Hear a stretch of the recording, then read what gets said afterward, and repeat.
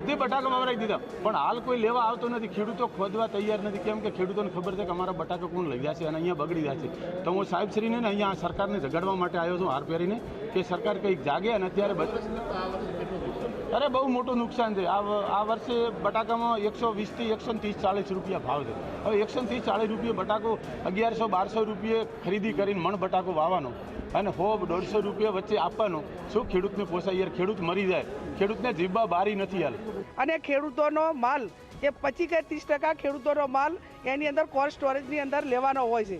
વર્તમાન જે કોલ્ડ સ્ટોરેજના માલિકો છે એ એક પણ ખેડૂતોનો માલ લેતા નથી, કંપનીઓનો જ માલ લે છે. અને જ્યાં સુધી આનું સોલ્યુશન ન થાય ત્યાં સુધી રાજ્ય સરકાર એ બટાકાના ઠેકાના ભાવ જાહેર કરી અને રાજ્ય સરકાર ખરીદી કરી અને ખેડૂતોને પૂરા ભરા ભાવ આપે એવી હું સરકાર પાસે અપેક્ષા રાખું. આ સરકાર છે એ અદાણીને અંબાણીના ખોળામાં કેવી રીતે બેઠી છે અને એના માટે કેવી રીતે કામ કરે છે, ભોપાળું છતું થાય એટલા માટે અમે એવું કે નહીં, મીડિયાની હાજરીમાં જ ચર્ચા થવી જોઈએ. તો એના જે શબ્દો હતા એ અધિક કલેક્ટર તરીકે જ્યારે સામે સાંસદશ્રી બેઠા હોય, પૂર્વ ધારાસભ્યશ્રીઓ ઉપસ્થિત હોય અને એના જે જવાબો હતા એ જવાબો ક્યાંક ને ક્યાંક લોકશાહી માટે લાંછન સમાન હતા.